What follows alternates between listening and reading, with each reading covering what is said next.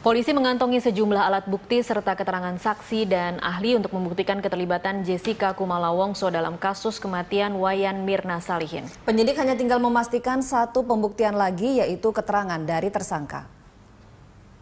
Alat bukti yang dimiliki polisi salah satunya rekaman CCTV yang terpasang di Cafe Olivier yang merekam secara keseluruhan pertemuan Jessica, Mirna, dan Hani.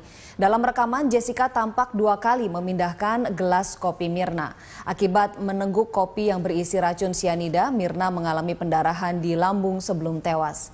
Keterangan dari pihak kepolisian Australia menyebut bahwa saat berada di Australia, Jessica pernah bekerja di perusahaan kimia di Sydney.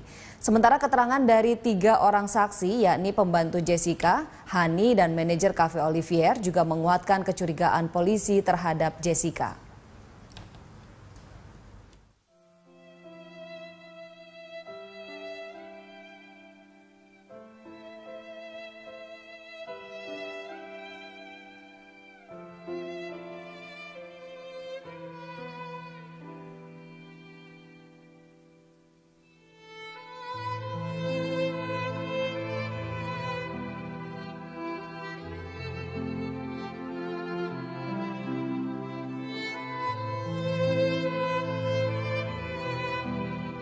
Cafe Olivier Grand Indonesia, tempat pembunuhan Mirna yang diperiksa oleh penyidik selama belasan jam. Namun kami juga masih mencari dan menggali informasi seperti apa hasil penyidikannya, karena ini merupakan hasil penyidikan rangkaian dari proses penyidikan kasus pembunuhan Mirna ini, dan kami juga masih menanti keterangan resmi dari pihak Polda Metro Jaya. Zulfia.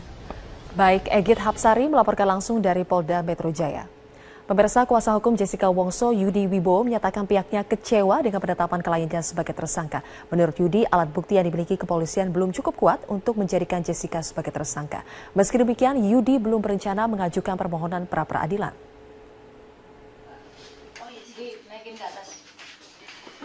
Pasca menjadi tersangka pembunuhan terhadap Wayan Mirna, Jessica Kumala Wongso mengaku kecewa dengan sejumlah alat bukti yang dimiliki kepolisian. Melalui kuasa hukumnya Yudi Wibowo, hingga kini belum ada alat bukti yang menunjukkan Jessica sebagai pelaku yang menaruh racun sianida tersebut. Berbagai alat bukti yang selama ini beredar hanyalah sebagai asumsi dari kepolisian. Yudi juga membantah pernyataan Jessica yang kerap berubah-ubah. Yang jelas konstruksi nomor 53 itu kan membuktikan bahwa dia minum sedikit. Di rumah sakit dia ngomong oke. Ya toh? Maka dari itu jangan direkayasa alat buktinya. Ya toh, dosa itu orang nggak berbuat, dituduh berbuat itu fitnah dan menzolimi orang. Dikatakan berubah-ubah loh, itu kan dijamin pasal 126 KUHP, pasal 126 itu saksi maupun tersangka itu diketik sesuai kata-katanya dia sendiri. Meski belum berencana mengajukan pra-peradilan, namun jika dalam 20 hari ke depan berkas pemeriksaan belum lengkap atau P21, kuasa hukum meminta agar kepolisian segera membebaskan Jessica. Ya, kita tunggu kapan pelimpahnya. Kalau pelimpahnya dilimpahkan ya kita siap sidang. Kalau sampai dalam 20 hari jaksa tidak P21, ya harus dilepas dong, kasihan dong. Itu berarti kan tanda-tanda kurang bukti. Harus cari lagi tersangka yang lain. Polda Metro Jaya mengklaim penahanan terhadap Jessica Kumala Wongso untuk menghindari tersangka melarikan diri, menghilangkan barang bukti, serta mengulangi perbuatannya. Jessica dijerat pasal 340 KUHP tentang pembunuhan berencana dengan ancaman pidana di atas 5 tahun penjara. Tim Liputan. Wabah semakin banyak ditemukan di sejumlah kota mengingat curah hujan semakin tinggi. Puluhan anak-anak korban demam berdarah dirawat di Rumah Sakit Kota Palembang. Hingga tanggal 1 Februari 2016 terdapat 624 kasus demam berdarah tersebar di 17 kabupaten kota di Sumatera Selatan. Data terbanyak kasus demam berdarah terdapat di Kabupaten Lubuk Linggau dengan 108 kasus, sementara Palembang 96 kasus. Dari jumlah tersebut, Dinas Kesehatan Provinsi Sumatera Selatan mencatat 10 pasien DBD meninggal dunia.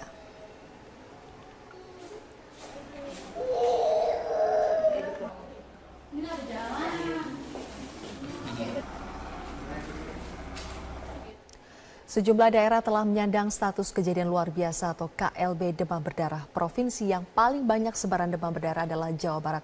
Sementara di Sumatera Selatan, 10 orang meninggal dunia akibat DBD. Informasi selengkapnya akan disampaikan Trianisha dari Bandung, Jawa Barat dan Nadia Atmaji langsung dari Palembang, Sumatera Selatan. Kita ke Trianisha dulu. Nisha, bagaimana pantauan sebaran ancaman demam berdarah di Jawa Barat? Ya, Zilvia, benar sekali yang tadi Anda katakan bahwa beberapa wilayah di Jawa Barat ini salah satu yang mendapatkan atau tersebar virus demam berdarah yang cukup tinggi. Menurut pantauan kami, ini beberapa rumah sakit sudah mulai dipenuhi oleh pasien penderita demam berdarah di Kota Bandung. Dan tak hanya virus demam berdarah saja, tapi juga virus flu Singapura yang saat ini sudah mulai menjangkiti warga Bandung dan memenuhi beberapa rumah sakit yang ada di Kota Bandung. Salah satu rumah sakit yang kami pantau adalah Rumah Sakit Immanuel di Kota Bandung. Berdasarkan data yang kami terima dari pihak Rumah Sakit Immanuel, saat ini terdapat sekitar 50 pasien penderita demam berdarah Denji yang sedang menjalani rawat inap di rumah sakit ini. Sementara untuk penderita virus flu Singapura yang datang dan berobat di Rumah Sakit Immanuel ini ada sekitar 40 penderita. Namun mereka tidak diwajibkan untuk rawat inap di rumah sakit ini, melainkan rawat jalan saja karena mengingat ini masih bisa dilakukan rawat jalan, namun masih tetap berada di bawah pantauan dokter ataupun dari pihak rumah sakit. Memang memasuki pertengahan musim penghujan seperti saat ini, warga Bandung ini atau warga di sekitar wilayah Jawa Barat perlu berhati-hati dengan virus penyakit demam berdarah dan juga virus flu Singapura. Di Rumah Sakit Immanuel, menurut informasi yang juga kami dapat dari pihak rumah sakit, dari 40 penderita virus flu Singapura ini didominasi oleh balita dan juga anak-anak. Dan ini gejala yang diderita oleh penderita virus flu Singapura sama seperti penderita demam berdarah. Dan berikut adalah pernyataan selengkapnya dari Dr. Riki, dokter ahli anak di Rumah Sakit Immanuel. Ya, belum lagi rawat jalan, karena memang tidak semua demam berdarah kita lakukan rawat inap ya, memang ada yang bisa dievaluasi juga di rawat jalan. Kemudian untuk flu Singapura yang juga banyak trennya hari-hari ini ya, yang untuk bulan ini saja kita merawat di rawat jalan itu sekitar lebih dari 40 ya. Untuk flu Singapura sendiri memang paling banyak itu dilakukan di rawat jalan ya, karena untuk indikasi rawat inap itu hanya kita indikasikan jika pasien tidak bisa makan minum karena akibat dari sariawan yang banyak di mulut ya. Untuk tanda-tanda flu Singapura sendiri itu hampir sama dengan virus-virus lain ya, tetap disertai dengan demam, kemudian didapatkan bintik-bintik merah di telapak tangan, telapak kaki, serta sariawan di mulut yang cukup banyak ya pasien. Zilvia. Dari Trianisha kita ke Nadia Atmaji. Nadia, hingga saat ini berapa orang meninggal di Palembang karena menderita demam berdarah? Zilvia, hingga saat ini 1 Februari 2016 pasien demam berdarah Denji yang meninggal di Palembang adalah 1 orang anak-anak. Wabah demam berdarah ini semakin mengkhawatirkan karena jumlah kasusnya terus bertambah hingga saat ini. Tercatat hingga saat ini ada 96 kasus dan terus bertambah sejak beberapa hari yang lalu, dan juga situasi dari ramainya pasien demam berdarah ini terlihat dari rumah sakit yang ada di Kota Palembang. Misalnya saja di Rumah Sakit Muhammadiyah saat ini dipenuhi oleh pasien-pasien yang sebagian besar adalah anak-anak. Hingga saat ini, menurut Dinas Kesehatan Sumatera Selatan, tercatat ada 624 kasus demam berdarah yang tersebar di 17 kabupaten kota di Sumatera Selatan. Sementara itu, hal ini merupakan sebuah kejadian. Di rumah sakit dia ngomong, oke. Ya toh? Maka dari itu, jangan direkayasa alat buktinya. Ya toh, dosa itu, orang nggak berbuat, dituduh berbuat itu fitnah dan menzolimi orang. Dikatakan berubah-ubah loh, itu kan dijamin pasal 126 KUHP. Pasal 126 itu saksi maupun tersangka itu diketik sesuai kata-katanya dia sendiri. Meski belum berencana mengajukan pra-peradilan, namun jika dalam 20 hari ke depan berkas pemeriksaan belum lengkap atau P21, kuasa hukum meminta agar kepolisian segera membebaskan Jessica. Ya, kita tunggu kapan pelimpahannya. Kalau limpahnya dilimpahkan ya kita siap sidang. Kalau sampai dalam 20 hari jaksa tidak P21 ya harus dilepas dong, kasihan dong. Itu berarti kan tanda-tanda kurang bukti, harus cari lagi tersangka yang lain. Polda Metro Jaya mengklaim penahanan terhadap Jessica Kumala Wongso untuk menghindari tersangka melarikan diri, menghilangkan barang bukti, serta mengulangi perbuatannya. Jessica dijerat pasal 340 KUHP tentang pembunuhan berencana dengan ancaman pidana di atas 5 tahun penjara. Tim Liputan. Wabah semakin banyak ditemukan di sejumlah kota mengingat curah hujan semakin tinggi. Puluhan anak-anak korban demam berdarah dirawat di Rumah Sakit Kota Palembang. Hingga tanggal 1 Februari 2016 terdapat 624 kasus demam berdarah tersebar di 17 kabupaten kota di Sumatera Selatan. Data terbanyak kasus demam berdarah terdapat di Kabupaten Lubuk Linggau dengan 108 kasus, sementara Palembang 96 kasus. Dari jumlah tersebut, Dinas Kesehatan Provinsi Sumatera Selatan mencatat 10 pasien DBD meninggal dunia.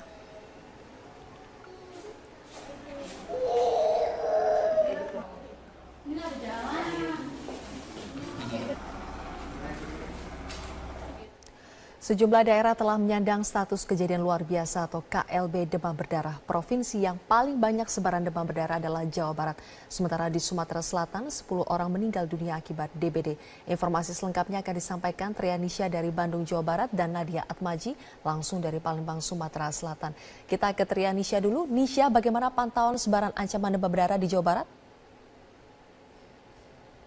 Ya, Zilvia, benar sekali yang tadi Anda katakan bahwa beberapa wilayah di Jawa Barat ini salah satu yang mendapatkan atau tersebar virus demam berdarah yang cukup tinggi. Menurut pantauan kami, ini beberapa Cafe Olivier Grand Indonesia, tempat pembunuhan Mirna yang diperiksa oleh penyidik selama belasan jam. Namun kami juga masih mencari dan menggali informasi seperti apa hasil penyidikannya, karena ini merupakan hasil penyidikan rangkaian dari proses penyidikan kasus pembunuhan Mirna ini, dan kami juga masih menanti keterangan resmi dari pihak Polda Metro Jaya. Zilvia. Baik, Egit Hapsari melaporkan langsung dari Polda Metro Jaya. Pemirsa, kuasa hukum Jessica Wongso, Yudi Wibowo, menyatakan pihaknya kecewa dengan penetapan kliennya sebagai tersangka. Menurut Yudi, alat bukti yang dimiliki kepolisian belum cukup kuat untuk menjadikan Jessica sebagai tersangka. Meski demikian, Yudi belum berencana mengajukan permohonan pra-peradilan.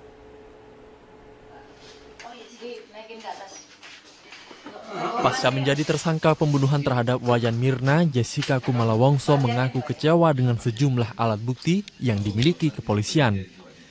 Melalui kuasa hukumnya Yudi Wibowo, hingga kini belum ada alat bukti yang menunjukkan Jessica sebagai pelaku yang menaruh racun sianida tersebut.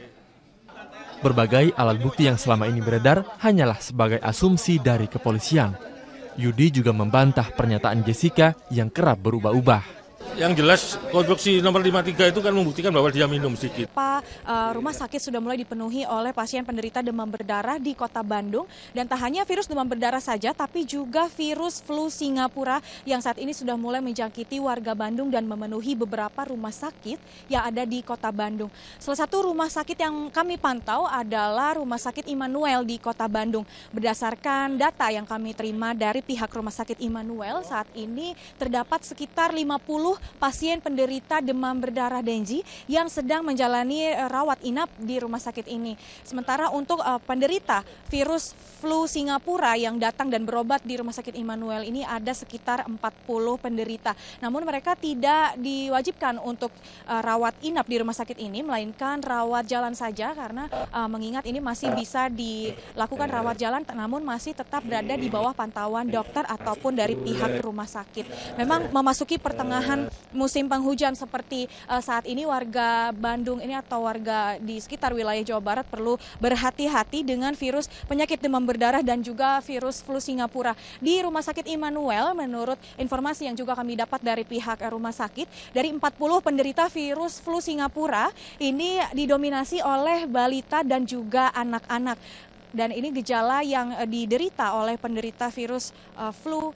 Polisi mengantongi sejumlah alat bukti serta keterangan saksi dan ahli untuk membuktikan keterlibatan Jessica Kumala Wongso dalam kasus kematian Wayan Mirna Salihin. Penyidik hanya tinggal memastikan satu pembuktian lagi, yaitu keterangan dari tersangka. Alat bukti yang dimiliki polisi salah satunya rekaman CCTV yang terpasang di Cafe Olivier yang merekam secara keseluruhan pertemuan Jessica, Mirna, dan Hani. Dalam rekaman, Jessica tampak 2 kali memindahkan gelas kopi Mirna.